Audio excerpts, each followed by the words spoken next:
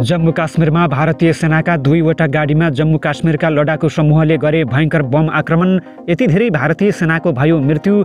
दिल्लीलाई लाग्यो अहिलेसम्मकै ठूलो झट्का। यो वर्ष भारतको ऋण 23 खर्बबाट बढेर 24 खर्ब 70 अर्ब रुपैयाँ पुगेपछि अन्तर्राष्ट्रिय मुद्राकोष IMF ले दियो कडा चेतावनी। ऋण बढ्दै जाँदा भारतले ऋण तिर्न नसक्ने अवस्था आइसकेको IMF को दाबी। भारतले भने उक्त दाबी गर्यो अस्वीकार। चीनको 10 दिने भ्रमणमा गएको 20 जना नेपाली सांसदको टोलीले चीनको विकास र आधुनिकीकरणको अध्ययन गर्दै चीनको भ्रमणबाट धेरै कुराहरू जान्न पाइएको सांसदहरूको दाबी।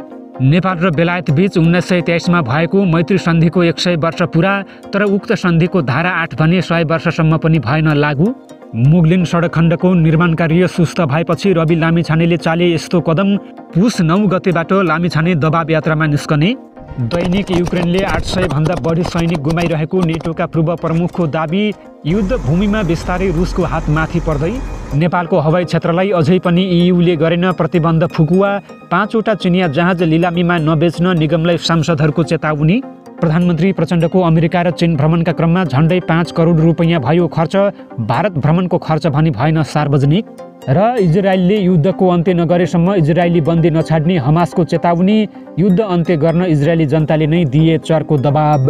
नमस्कार, ग्रेटर नेपाल टिभीले तयार पारेको राष्ट्रिय तथा अन्तर्राष्ट्रिय समाचारहरूको सङ्गालो ग्रेटर न्युजबाट विवश बुढाथोकीको यहाँलाई हार्दिक स्वागत छ। तपाईले हाम्रो समाचार कहाँबाट हेर्दै हुनुहुन्छ कृपया यसबारेमा पनि जानकारी गराउन नभुल्नुहोला। अब समाचार विस्तारमा।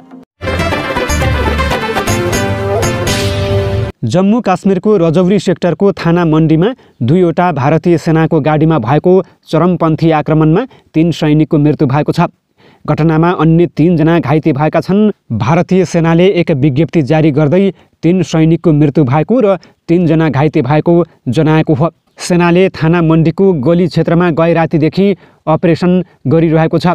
बिहिबार दिउँसो 3:45 बजे सेनाका जवान 2वटा गाडीमा अपरेसन साइटतर्फ जाँदै गर्दा काश्मीरका लडाकुहरूले गोली चलाउन थालेका थिए। समाचार एजेन्सी PTI का अनुसार यो हमला सुरनकोट पुलिस स्टेसन क्षेत्रको धत्यार टर्नमा भएको थियो। बुधबार राति त्यहाँ चरमपन्थीको उपस्थिति पत्ता लागेपछि सेनाले खोजी अभियान चलाएको थियो। भारत सरकारको सार्वजनिक ऋण बढेर 24 खर्ब 70 अर्ब डलर पुगेको छ। गएको आर्थिक वर्षमा भारतको ऋण 23 खर्ब 39 अर्ब डलर अर्थात् 200 लाख करोड रुपैयाँ रहेकोमा अहिले बढेर 24 खर्ब 70 अर्ब डलर अर्थात् 205 लाख करोड रुपैयाँ पुगेको हो। भारतको अर्थतन्त्रको आकार बढेर विश्वको 5औं ठुलो भए पनि ऋण पनि बढिरहेको अन्तर्राष्ट्रिय मुद्राकोष IMF को एक अध्ययनलाई उद्धृत गर्दै भारतीय सञ्चार माध्यमले जनाएका छन्। एकातिर भारतले ऋण पनि बढाइरहेको र अर्कोतर्फ डलरको तुलनामा भारतीय रुपैयाँ कमजोर हुँदा ऋण दायित्व बढिरहेको खबरमा उल्लेख रहेको छ। यो ऋण मध्ये केन्द्र सरकारको दायित्वमा 161 लाख करोड रुपैयाँ रहेको छ भने अरू दायित्व प्रदेश सरकारको रहेको छ। यसैबीच IMF ले बढ्दो ऋणलाई लिएर भारत सरकारलाई चेतावनी दिएको छ। केन्द्र र प्रदेश सरकारको ऋण बढेर छिट्टै भारतको कुल ग्राहस्थ उत्पादनभन्दा धेरै पुग्न सक्ने भन्दै चेतावनी दिएको हो। भारतलाई भविष्यमा ऋण तिर्न समस्या हुन सक्ने भन्दै IMF ले सचेत पनि गराएको छ।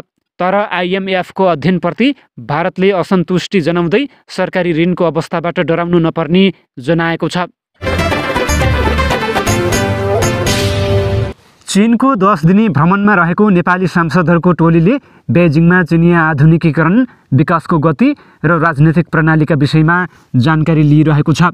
चिनिया राष्ट्रिय जनकङ्ग्रेस NPC को निमन्त्रणामा नेपाली विधायकहरूको टोलीले चीनले हासिल गरेको विकास उपलब्धि, चिनिया कम्युनिस्ट पार्टीको जनतासँग प्रत्यक्ष जोडिने तरिका लगायतका विषयमा जानकारी लिइरहेको हो। नेपाली टोलीको नेतृत्व नेकपा माओवादी केन्द्रका मुख्य सचेतक हितराज पाण्डेले चीनको कम्युनिस्ट पार्टीले कसरी जनताबाट राय सुझाव सङ्कलन गर्दछ भन्ने बारेमा जानकारी गराएको बताएका छन्। ग्रेट हल अफ द पिपुल्समा विभिन्न कक्षको अवलोकनका साथ जनसरोकारसँग जोडिने CPC को तौर तरिकाबारे प्रत्यक्ष जानकारी लिएको बताउँदै उनले नेपालमा जस्तै समानुपातिक समावेशी प्रणाली चीनमा पनि रहेको पाएको बताएका छन्। यसअघि बुधबार सेमिनार उद्घाटनमा बोल्दै पाण्डेले नेपाल र चीनका विधायका संस्थाबीचको आउने जाने आपसी जनस्तरीय सम्बन्ध प्रगाढ बनेको चर्चा गरे। यसअघि प्रधानमन्त्री पुष्पकमल दाहाल प्रचण्डको चीन भ्रमणका क्रममा भएका सहमतिहरूको कार्यान्वयनमा उनले जोड दिएका थिए। उनले सी जिनपिङको नेतृत्वमा चीनले हासिल गरेको विकास उपलब्धिको प्रशंसा गर्दै नेपाल पनि त्यसबाट लाभान्वित हुन चाहेको बताएका छन्। चीन नेपाल विधायिका निकाय बीचको आदान प्रदानको सुदृढीकरण तथा साझा विकासका लागि सहकार्य भन्ने भावनाका साथ चीनको वाणिज्य मन्त्रालय अन्तर्राष्ट्रिय बिजनेस अफिसियल्स ट्रेनिङ इन्स्टिच्युटले नेपाली सांसदका लागि सेमिनार आयोजना गरेको हो। इन्स्टिच्युटका अध्यक्ष सुन चोङ हकाओका अनुसार चीनले वर्षौंदेखि नेपालको स्वतन्त्र विकास क्षमताको सुधारमा समर्थन गर्दै आएको बताउँदै विकास अनुभव र प्रविधि वितरण गरेको छ। सन् 2010 देखि यता चीनले 7,700 भन्दा बढी अधिकारीहरू तथा विभिन्न क्षेत्रका प्राविधिक जनशक्तिलाई वैदेशिक सहायता परियोजना अन्तर्गत तालिम प्रदान गर्दै आएको उनको भनाइरहेको थियो। बिहीबारको सेमिनार कक्षमा सहभागी भएपछि मिडियासँग कुराकानी गर्दै धादिङबाट नेपाली काङ्ग्रेसका सांसद रामनाथ अधिकारीले चीनको विकास सम्बन्धी धेरै कुरा बुझ्न पाएको बताएका छन्। चीनको तीव्रतर विकासको अध्ययन गर्नका लागि नानचिङ र कुइयाङ सहर पनि पुग्ने योजना रहेको भन्दै उनले त्यहाँ पुगेर स्थानीय सर्वसाधारणसँगै अवलोकन भ्रमण गरेपछि थप खुलस्त हुने प्रतिक्रिया दिए। उद्घाटन समारोहमा सीपीसी स्थायी समितिका उपमहासचिव तथा राष्ट्रिय जनकङ्ग्रेसको चीन नेपाल मैत्री समूहका उपनेता हसिनले अध्यक्षता गरेका थिए। नेपाल चीन विधायिका संस्थाबीचको आदान प्रदानलाई बलियो बनाउँदै साझा विकासका लक्ष्य प्राप्तिका लागि सहकार्य गर्ने उद्देश्यले सुरु गरिएको यो सेमिनारमा नेपालका 20 भन्दा बढी सांसदहरूले भाग लिएका छन्। चीन भ्रमणका क्रममा नेपाली सांसदहरूको टोलीले चिनिया जनताको पूर्ण प्रजातान्त्रिक प्रक्रिया अभ्यास र चिनिया शैलीको आधुनिकीकरणको जानकारी हासिल गर्ने योजना रहेको छ। शनिबारसम्म बेजिङ भ्रमण गरेपछि यो टोलीले चाङसु प्रान्त र कुइचौ प्रान्तको भ्रमण गर्ने योजना रहेको चिनिया सञ्चार माध्यमहरूले जनाएका छन्। गत सोमबार काठमाडौँबाट बेजिङ हिँडेको संसदीय टोलीमा काङ्ग्रेस र नेकपा एमालेका 5-5 जना, नेकपा माओवादी केन्द्रका 3 जना तथा राष्ट्रिय स्वतन्त्र पार्टी, राष्ट्रिय प्रजातन्त्र पार्टी, जनता समाजवादी पार्टी र नेकपा एकीकृत समाजवादी पार्टीबाट 1-1 जना सांसद सहभागी रहेको सभामुखका प्रेस सल्लाहकार शेखर अधिकारीले जानकारी दिए। पुस 14 गते नेपाल फर्कने कार्यक्रम रहेको छ। बिहीबार साँझ बेजिङ स्थित नेपाली दूतावासले सांसदहरूको स्वागतमा रात्रि भोजको आयोजना गरेको थियो। नेपाल बेलायत शान्ति तथा मैत्री सन्धि सन् 2023 को डिसेम्बर 21 मा सिंहदरबारको स्टेट हलमा भएको थियो। त्यसबेला तत्कालीन राणा प्रधानमन्त्री चन्द्र शमशेरले नेपालको तर्फबाट र बेलायतका तर्फबाट लेफ्टिनेन्ट कर्नेल ओ कोन्नरले उक्त सन्धिमा हस्ताक्षर गरेका थिए। त्यही सन्धिबाट नेपालको विश्वसँग सम्बन्ध जोडिएको थियो भने नेपाललाई स्वतन्त्र र सार्वभौम मुलुकको रूपमा तत्कालीन लिग अफ नेसन्समा प्रस्तुत गर्दै सदस्यता पनि लिएको थियो। उक्त सन्धि भएको बिहीबार 100 वर्ष पुगेको छ। परराष्ट्र मन्त्रालयले बिहीबार सिंहदरबारको त्यही हलमा परराष्ट्र मन्त्री एनपी साउदको उपस्थितिमा नेपालका लागि बेलायतका राजदूत रब फेनलाई बोलाएर उक्त सन्धिलाई फेरि एकपटक स्मरण गरेको हो। परराष्ट्र मन्त्री साउदले नेपाल र बेलायत बीच सन् 1816 मा द्विपक्षीय सम्बन्ध स्थापना गरेको उल्लेख गर्दै सन् 1923 को सन्धिले दुई मुलुकबीच गहिरो मित्रता र विश्वास स्थापित गरेको प्रश्न पारे। हाम्रो सम्बन्धमा उत्कृष्ट नीतिलाई सम्मान गर्न हाम्रो नेताहरूले यो सन्धि गरेका हुन्, जसले मित्रता, सहकार्य र पारस्परिक सम्मानलाई उजागर गर्छ, उनले भने। बेलायती राजदूत फेनले 100 वर्षको उपलक्ष्यमा हुन गइरहेको कार्यक्रममा सन्धिको हस्ताक्षर नै भएको स्थानमा भएकोमा खुसी व्यक्त गरे। उनले नेपाल कहिले पनि कसैको अधीनमा नरहेको मुलुक भएको उल्लेख गरे। नेपाल कहिले पनि कसैको अधीनमा पनि परेन, उपनिवेश पनि भएन र स्वतन्त्र मुलुकको रूपमा रहँदै आएको छ, उनले भने। परराष्ट्र सचिव शिवा लम्सालले बेलायत नेपालको पहिलो द्विपक्षीय सम्बन्ध भएको मुलुक रहेको र धेरै दशकदेखि नेपालको विकासमा सहयोग गर्दै आइरहेको बताइन्। राष्ट्रिय स्वतन्त्र पार्टीका सभापति तथा प्रतिनिधि सभा सदस्य रवि लामिछानेले नारायणगढदेखि बुटोलसम्म दबाव यात्रा गर्ने भएका छन्। 113 किलोमिटर लामो सडकमा लामिछानेले पैदल यात्रा गर्दै निर्माण कार्य समयमै सम्पन्न गराउन दबाव दिन लागेका हुन्। 2075 सालदेखि नारायणगढ बुटोल सडक खण्डको स्तर उन्नति कार्य सुरु भएको थियो, तर निर्धारित समयमा सडक निर्माण सम्पन्न नभएपछि समय थपिएको थियो। थपिएको समयमा पनि निर्माण सम्पन्न गर्ने गरी काम नभइरहेको भन्दै सभापति लामिछानेले दबाव यात्रा गर्न लागेका हुन्। सभापति लामिछानेको सचिवालय संयोजक समेत रहेकी रासोपाकी सहप्रवक्ता प्रतिभा रावलका अनुसार पुस 9 गतेदेखि पैदल यात्रा सुरु हुनेछ। यात्रामा रासोपाका सांसद र नेताहरू सहभागी हुने भएका छन्। नारायणगढ बुटोल सडक खण्डको स्तर उन्नति निर्धारित समयमै सक्न दबाब दिने र सो सडक खण्डमा यात्रा गर्दा नागरिकले बेहोर्नु परेको शास्ति र हैरानीप्रति ध्यानाकर्षण गराउनको लागि यो पैदल यात्रा गर्न लागि हो। यस क्रममा सडक आसपासका स्थानीयसँग अन्तर्क्रिया गर्ने कार्यक्रम पनि तय गरिएको छ। पैदल यात्राबारे रावलले भनिन्, निर्धारित समयमा काम नसकिने भएपछि 2080 साउनमा सरकारले उक्त सडकको पश्चिम खण्डका लागि 350 र पूर्वी खण्डका लागि 330 दिन म्याद थप गरेको थियो। दोस्रो पटक थप गरिएको 5 महिना बित्दा पनि 40% मात्र काम सम्पन्न भएको छ।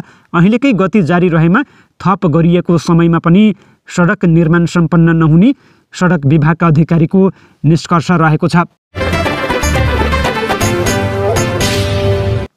युक्रेनले दैनिक 800 जना दरले सैनिक गुमाइरहेको नेटोका एक पूर्व अधिकारीले उल्लेख गरेका छन्। जर्मनीका सैन्य अधिकारी समेत रहेका चर्चित सैन्य विश्लेषक राल्फ डी थेइलेले यस्तो बताएका हुन्।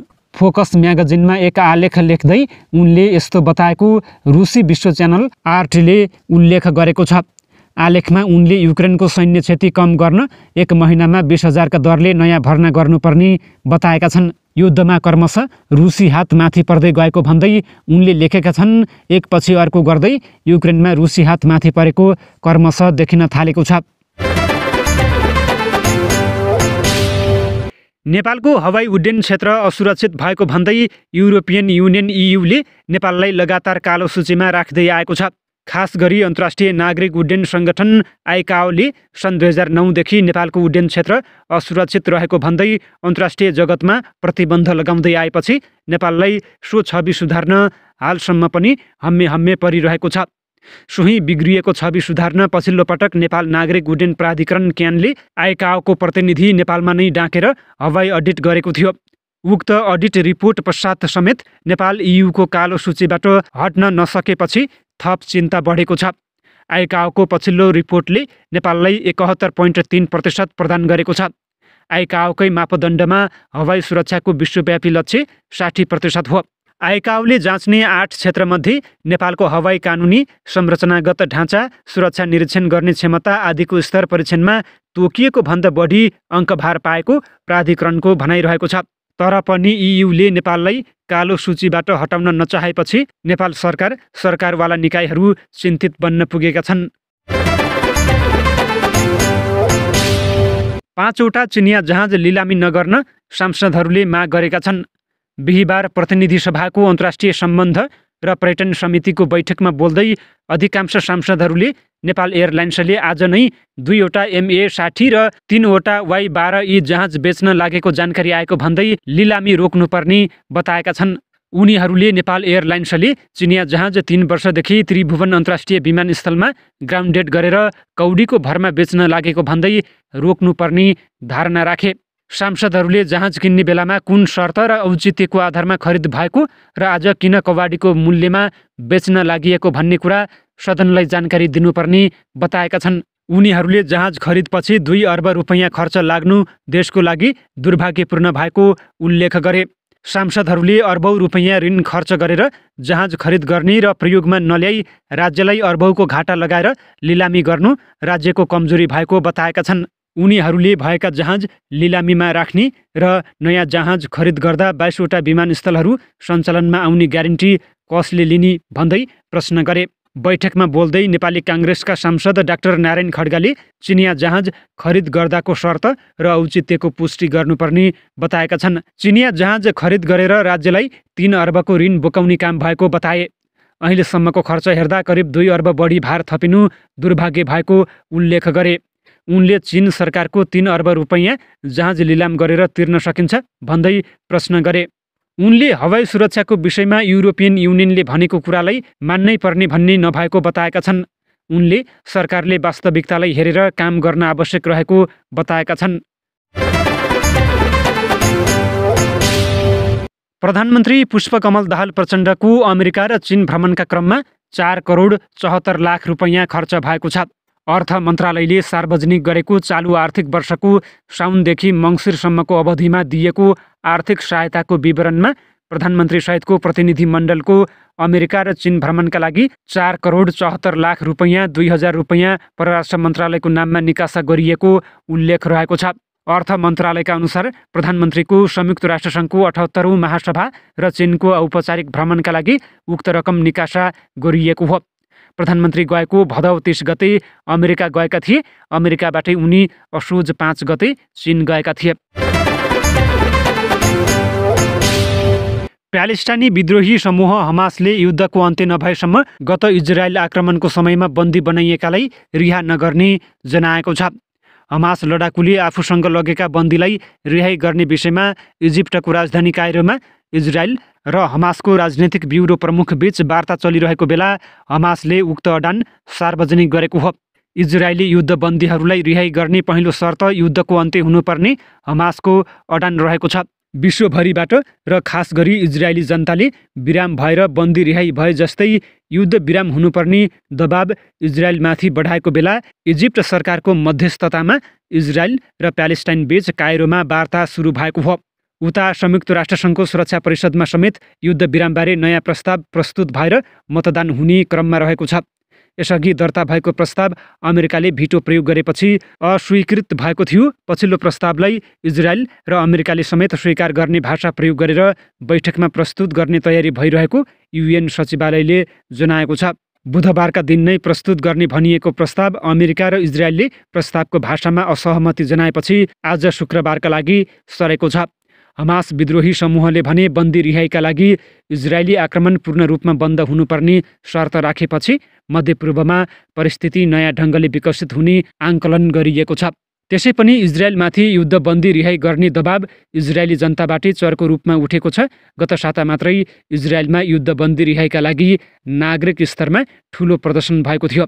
लगत्तै हमासले कब्जामा लिएका बन्दीहरूमध्ये वृद्धहरूलाई रिहाईको अपिल गर्दै भिडियो सार्वजनिक गरेको थियो। इजरायलले भने युद्ध विरामको सम्भावना नरहेको र हमास समूहको छिट्टै अन्त्य हुने कुरा बारम्बार दोहोर्याउँदै आएको छ।